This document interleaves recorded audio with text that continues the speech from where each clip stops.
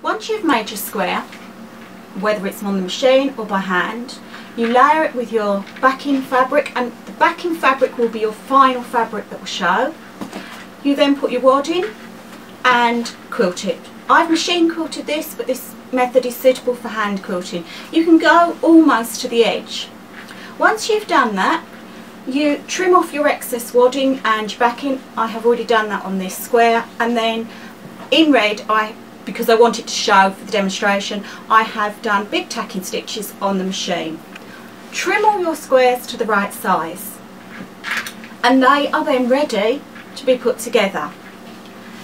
You need 2 strips of fabric, one for your back and one for the front. Your front ones measure 1 1/8. That is very, very important, that little extra 1/8. If you only do it to the inch, it's very, very tight when you join it.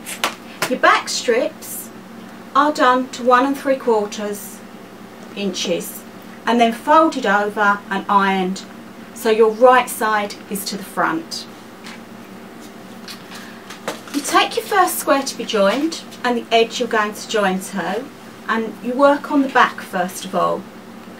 You take your backing strip and you place along the edge, almost touching the raw edges, and you pin along the bottom.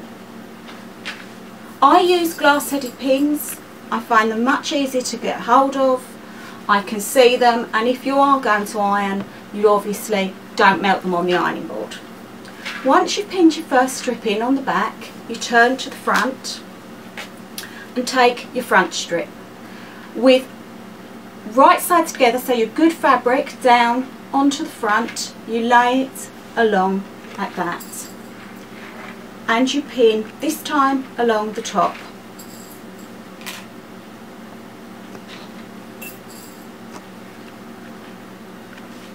I know some people say you should pin that way, but I always find it very, very awkward to remove the pins when they're that way, and if I catch them on the sewing machine, because I use a walking foot, it damages it, so I prefer to pin a long ways till I get to this final one, and that one I do pin that way. Then you go to the back and remove these pins. You don't want to leave these back pins in because they will catch on your dog teeth. Now it's time to go to your sewing machine.